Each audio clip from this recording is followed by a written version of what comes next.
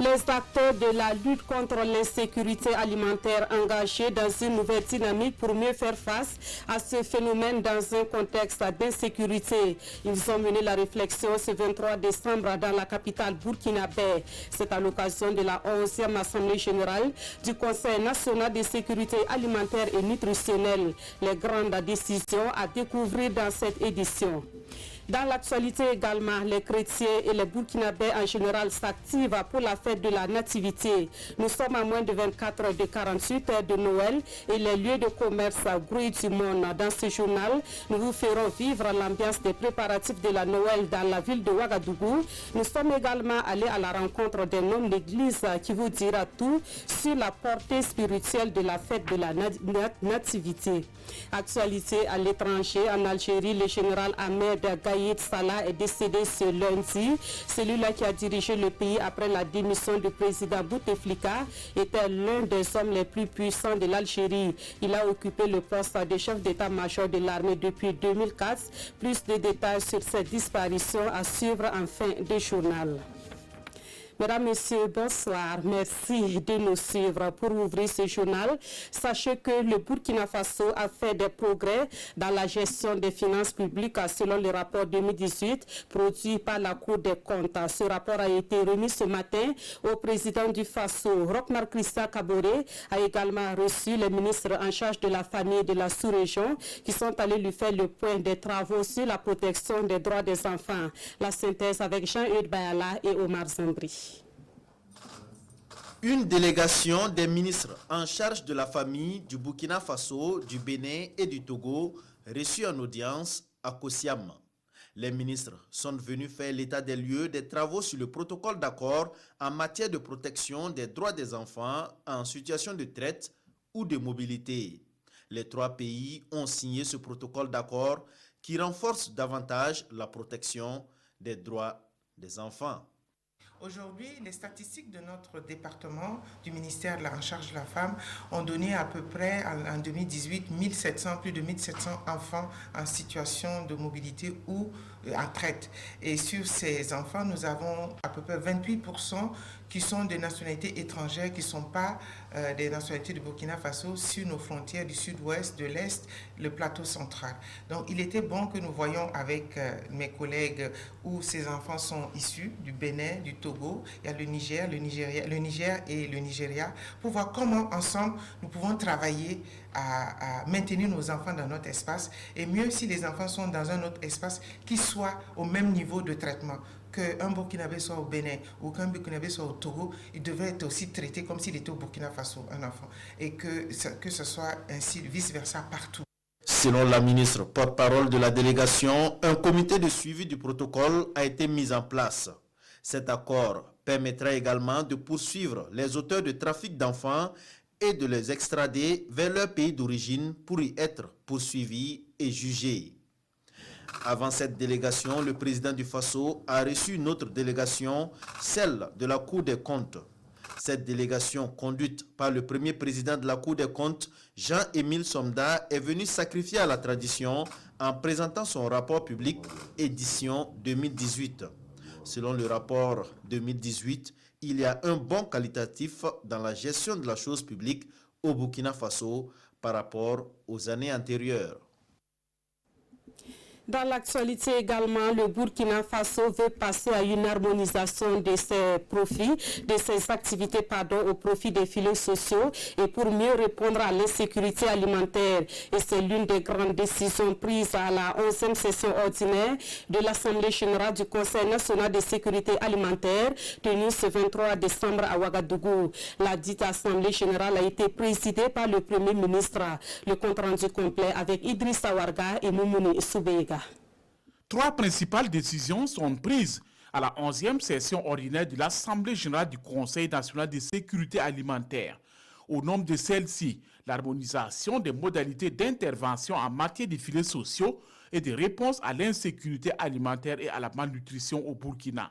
L'ensemble des acteurs, des partenaires ont décidé qu'il faut que nous puissions, d'ici fin 2020, que nous puissions développer la synergie dans nos différentes interventions afin de faire en sorte qu'il y ait beaucoup plus d'impact sur le terrain, et cela en lien avec la protection sociale et la sécurité alimentaire.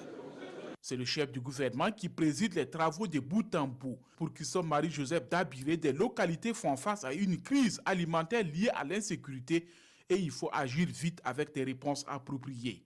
La situation que traverse notre pays exige de nous un changement de stratégie dans la lutte contre l'insécurité alimentaire et nutritionnelle, car il est urgent de prévoir, planifier et réduire les risques liés aux attaques pour mieux protéger les populations et leurs moyens de subsistance en renforçant leur résilience.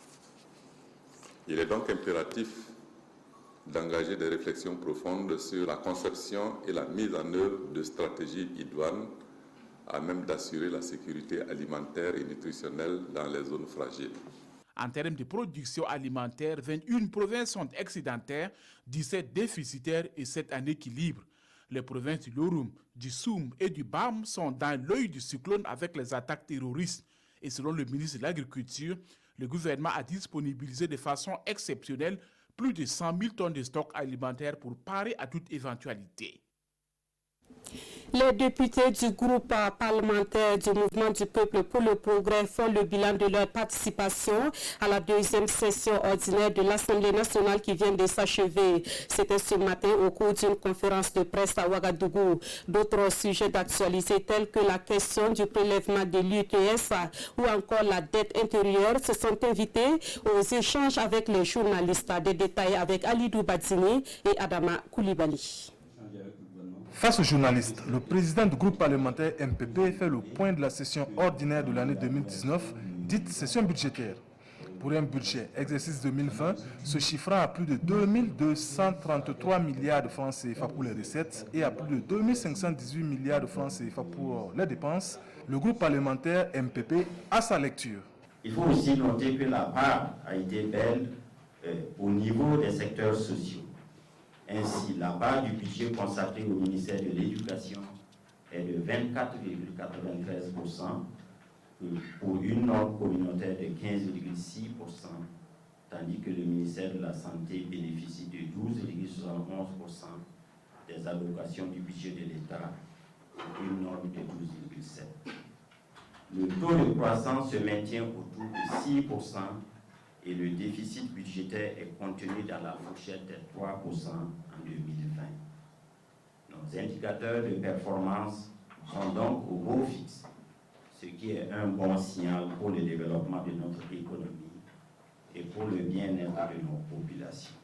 Plusieurs autres questions ont aussi été abordées au cours de cette conférence de presse, notamment la question de l'UTS.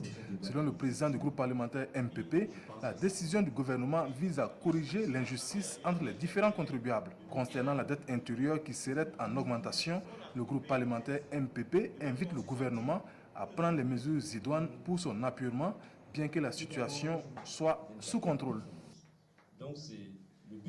Le dialogue inclusif se présente comme l'une des réponses appropriées à la radicalisation et à l'extrémisme violent. C'est la conviction du ministère en charge de la cohésion sociale qui a décidé d'organiser ce type de cadre de dialogue dans toutes les régions du Burkina Faso.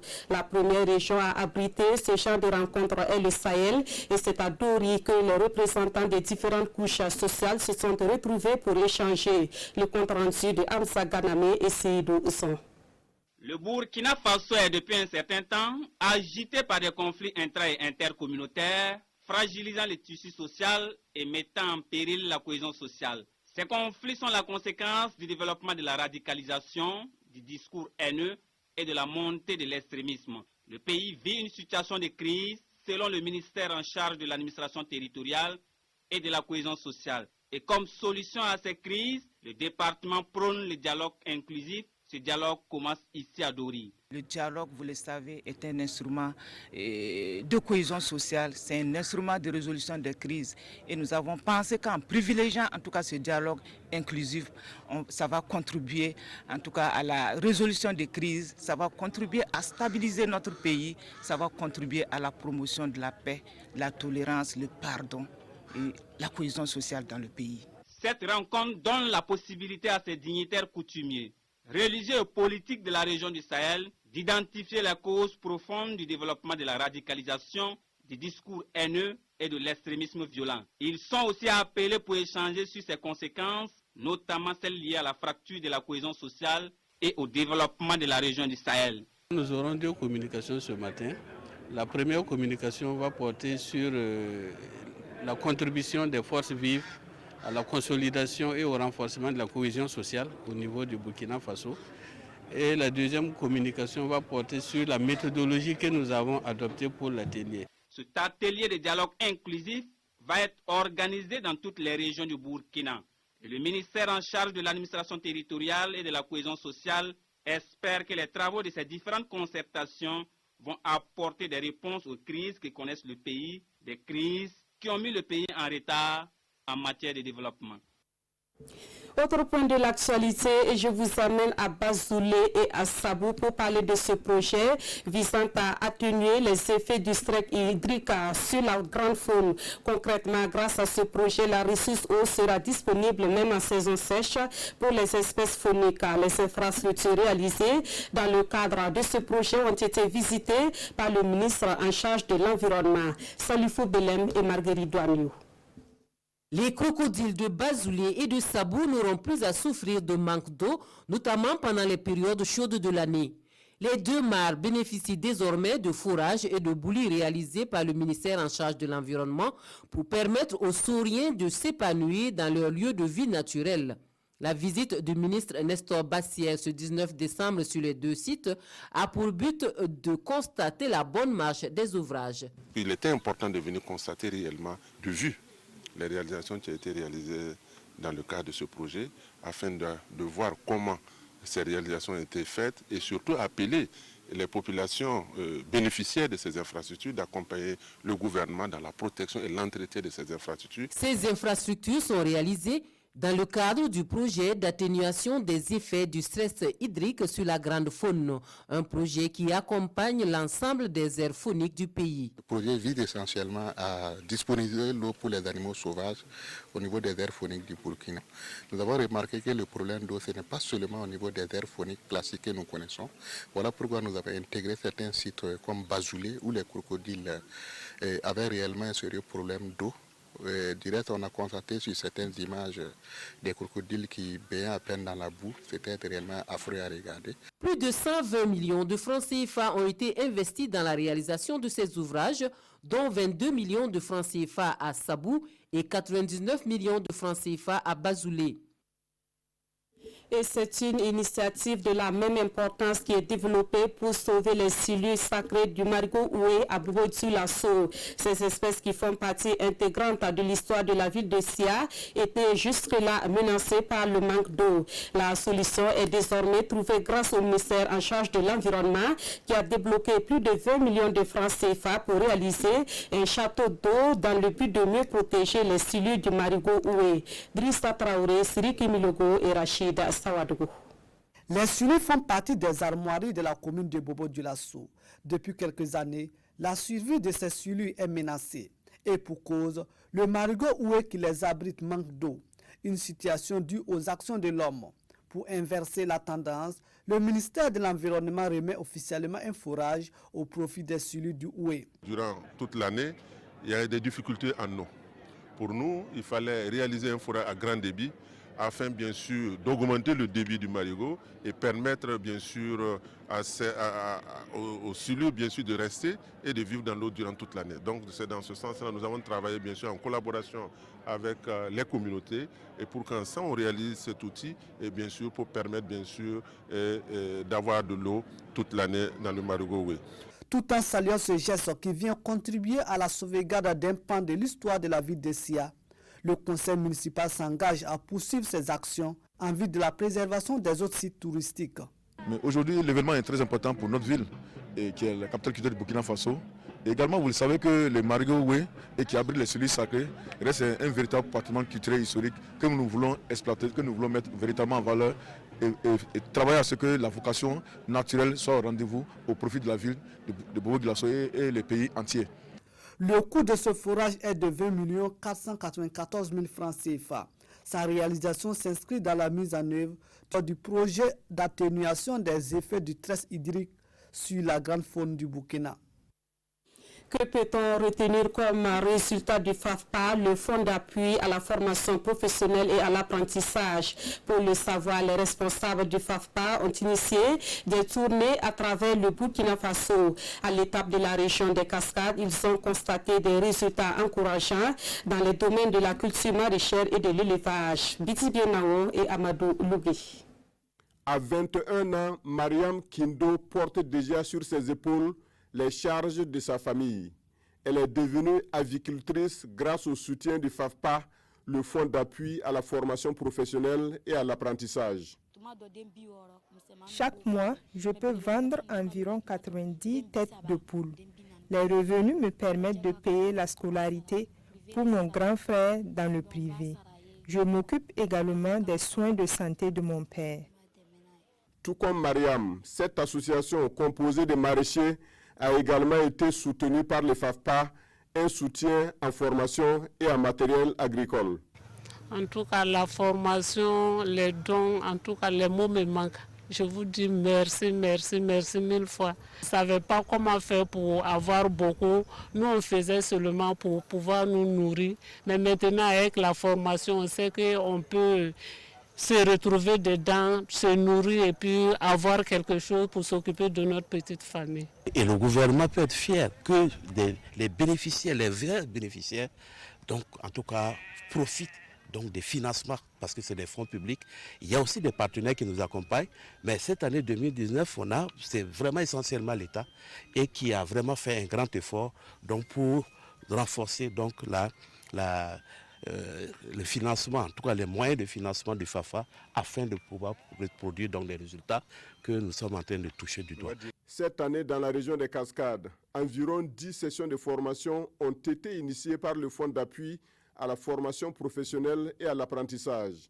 L'objectif recherché par l'État, permettre aussi aux petits acteurs du monde rural de s'épanouir grâce aux produits issus de l'agriculture et de l'élevage.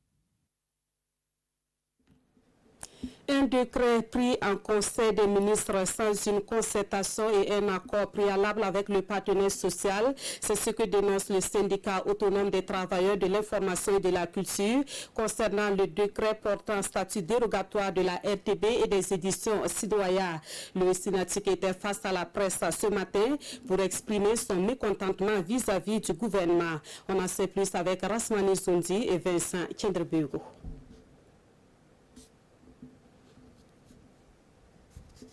S'adressant à la presse nationale à la Bourse du Travail, leur syndicat s'indigne de l'annonce d'un décret pris en Conseil des ministres qui les concerne. Le Bureau national du syndicat autonome des travailleurs de l'information et de la culture Synatic, qui est entré en négociation avec le gouvernement depuis le 7 novembre 2019, a été surpris par l'adoption des décrets alors que les deux parties sont en discussion et ne sont parvenus à aucun accord sur les différents points, y compris le contenu des décrets. Les travailleurs des médias publics se trouvent surpris et indignés par l'adoption des décrets sur le statut dérogatoire des éditions Sidoya et la RTB, à l'heure ainsi comme si les négociations s'étaient achevées. Selon le syndicat, la prise de ce décret sans accord préalable entre les deux parties risque fort de détériorer le climat social dans les médias publics. Et c'est le gouvernement qui sera tenu responsable, selon Sidiki Dramé et ses camarades de lutte. Pendant qu'on était en débat sur ce contenu, le gouvernement a suspendu pour dire qu'on va reprendre le 22 novembre. Donc, à notre grande surprise, le 16 décembre, on dit que les deux décrets ont été adoptés. Donc, on ne peut pas savoir qu'est-ce qu'ils ont mis dedans. C'est ça qui nous fait mal et nous trouvons que ce n'est pas sérieux. On reprend le combat pour obliger le gouvernement à nous traiter avec plus de sérieux. Une rencontre est prévue demain, mardi, avec le ministre de la Communication. Et pour le Synatic, l'issue de cette rencontre décidera de la conduite à tenir. En tout cas, le Synatic brandit la menace de reprendre incessamment ses mouvements de protestation. On en vient à ce titre de l'actualité consacré aux préparatifs de la fête de la Noël. Nous sommes de plein pied dans la fête et les préparatifs vont bon train. Les Burkinabés sont dans les dernières courses pour accueillir l'enfant Jésus dans la joie. Comment se prépare-t-il et dans quel état d'esprit sont-ils? Élément de réponse avec Vincent Kenderbego et Ruth Bini Ouattara. C'est le tour des rayons pour Abdelmajid et sa famille. Un avion pour suffire à son plus grand bonheur et encore quelques hésitations pour sa sœur. Les festivités de Noël s'occidentalisent de plus en plus et les grandes surfaces se conforment à la tradition. Un Père Noël pour les vœux, des sapins et des couleurs pour créer la magie et les cadeaux, objets des plus grands désirs des enfants et des plus grosses dépenses des parents. Ce qui concerne les jouets, c'est toujours cher. Parce qu'on a vraiment envie de faire plaisir aux enfants. C'est pas facile. Et oui, pour bon nombre de parents, l'argent se fait rare. Pourtant, il faut à tout prix faire plaisir aux enfants et ce sont les commerçants qui se frottent les mains.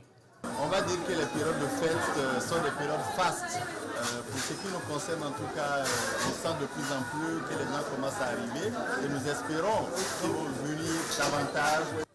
Noël, c'est aussi l'occasion pour Yann Patrice et ses camarades de réaliser un chiffre d'affaires.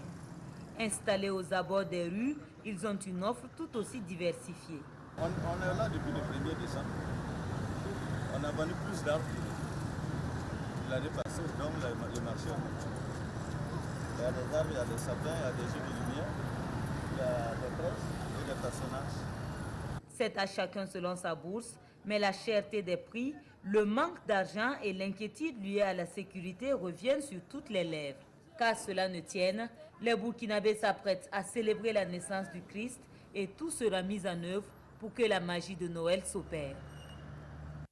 Vous l'aurez constaté, l'aspect commercial est plus que présent dans les préparatifs de la Noël et c'est une tournure inquiétante pour la foi chrétienne de la vie des responsables religieux. Occasion donc pour eux de rappeler aux fidèles chrétiens la portée religieuse et spirituelle de la fête de la Nativité. Un éclairage sur la signification religieuse de la Noël nous est donné depuis la paroisse à Saint-Guillaume de Tanguay, Kwale Nebie et Sekou Zango. La fête de la Nativité du Christ dans 24 heures. Encore appelée la fête de Noël, c'est une grande fête des chrétiens qui rappelle la naissance de Jésus-Christ. C'est une grande fête célébrée par les chrétiens catholiques autour d'un grand mystère de la foi qui est celui du mystère de l'incarnation, où Dieu a pris chair de notre chair, il s'est fait homme, il a marché sur nos routes en marchant avec nous désormais les hommes. Aujourd'hui, Noël est une fête mondiale et elle tend à être galvaudée à travers l'aspect marchand. C'est pourquoi l'abbé urbain Kien Rubeougou rappelle les fidèles au retour des valeurs chrétiennes. Il nous appartient donc de recadrer vraiment le sens de cette fête pour lui redonner toute sa couleur chrétienne. Je pense que la fête de Noël devrait tourner autour de ces grandes valeurs de notre humanité, à savoir l'amour, la vie, la paix, la joie et la lumière. Ceci n'empêche pas que nous puissions, autour de cette fête, nous réjouir en faisant la fête et à travers nos beaux habits, à travers aussi nos mets, nos repas capiteux, nos boissons aussi. La paroisse Saint-Guillaume de Tanguay veut une fête de Noël modérée au regard du contexte difficile que traverse le Burkina Faso. Et pour mettre les fidèles en sécurité, le service d'ordre de l'Église et les forces de défense et de sécurité répondront présents. Le curé de la paroisse invite de ce fait les fidèles à sortir pour la prière tout en étant moins chargés. L'abbé urbain Kien Rubeougou invite par ailleurs les chrétiens à respecter les consignes de sécurité. Et c'est dans cette ambiance de la fête de Noël que la famille Animauna célèbre son jubilé d'or. Nous parlons ici de l'Union des supérieurs majeurs de l'Afrique de l'Ouest francophone. La célébration a été marquée par des moments de louange et d'adoration à la Vierge Marie, la mère de Jésus. Les temps forts avec Moumouni Soubeiga. Le jubilé est annoncé cette année pour la famille Anima Ouna, une seule âme. L'Union des supérieurs majeurs des instituts autochtones de l'Afrique de l'Ouest commémore à l'église de Korognaba les 50 années de service rendus à l'église et aux nations. Nous avons grandi en universalité par rapport à notre vécu de vie consacré. Nous avons un esprit universel pour une mission universelle de Jésus-Christ. Chaque congrégation n'est pas cantonnée dans son camp. Il y a cet esprit qui fait la famille Anima Ouna. 14 congrégations composées de 3000 sœurs religieuses reparties entre 7 pays de l'Afrique de l'Ouest constituent la famille Anima Ouna. Et le cinquantenaire est mis à profit pour rendre grâce à Dieu à travers des louanges et des adorations.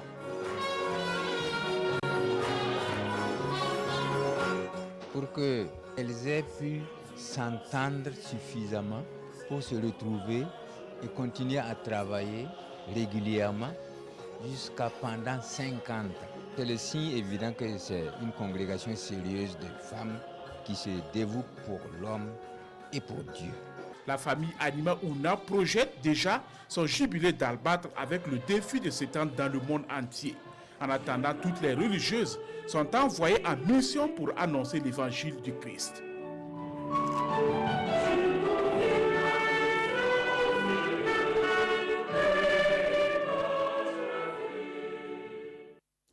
Qui a rédigé les lignes du Ditanier, l'hymne national du Burkina Faso? Voici une question dont certains d'entre vous ignorent peut-être la réponse. Sachez qu'il s'appelle Patrick Gomdaogo Ilboudo et c'est dans le but de perpétuer son œuvre et sa mémoire qu'un prix d'excellence est désormais institué. La première édition de ce prix d'excellence a été organisée au collège privé Beognere de Ouagadougou. Nous découvrons le palmarès dans ce reportage de Césaire Carrefour et Sekou Uzango. Des vers du Ditanier chantés par ses écoliers en hommage à son auteur Patrick Géil Boudou. Un hommage matérialisé ici par l'instauration du prix d'excellence Patrick Géil Boudou. L'auteur de l'hymne national burkinabé avait la culture de l'excellence et il faut la transmettre à la jeune génération. Il est mort jeune, mais il a fait vraiment beaucoup de choses.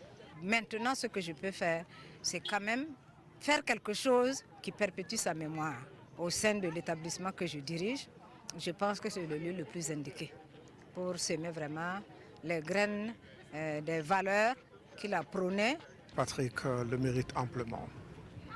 Il a allié la rigueur au travail, le professionnalisme, la quête de l'excellence, l'humilité.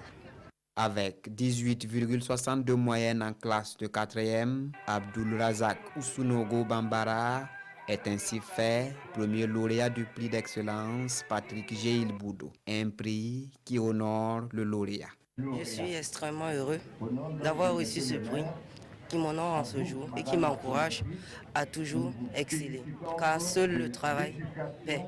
Le prix d'excellence Patrick Géil Boudou du collège privé Beognere est à sa première édition. Le prix s'inscrit dans le cadre du 25e anniversaire du décès de l'auteur du Ditanier. Des prix d'encouragement ont aussi été décernés à 2 autres méritants. Actualité à l'étranger avec tout d'abord cette brève. C'est un retour manqué en Côte d'Ivoire pour l'ex-président de l'Assemblée nationale et candidat à l'élection présidentielle de 2020. Alors qu'il était attendu ce 23 décembre à Abidjan, l'avion qui transportait Guillaume Soro a changé de destination pour atterrir finalement à Accra au Ghana. Plusieurs sources indiquent qu'un mandat d'arrêt aurait été émis par la justice ivoirienne contre Guillaume Soro, accusé de tentatives de déstabilisation de la Côte d'Ivoire et de détournement de deniers publics.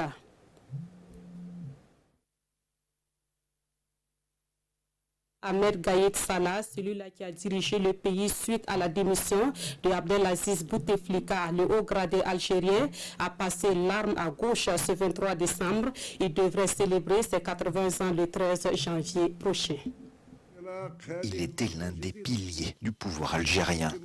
Le général Ahmed Gaïd Salah, chef d'état-major de l'armée, est décédé dans la nuit. Âgé de 79 ans, il est mort des suites d'une crise cardiaque d'après l'agence de presse nationale APS. Allié indéfectible d'Abdelaziz Bouteflika, c'est pourtant lui qui en avril dernier le pousse vers la sortie et obtient sa démission pour tenter de calmer le mouvement de contestation. Depuis, il assumait la réalité du pouvoir. Son décès a surpris tout le monde en Algérie. Il intervient 4 jours après l'investiture du nouveau président Abdelmadjid Tebboune. Le général Gaïd Salah y avait alors fait sa dernière apparition publique.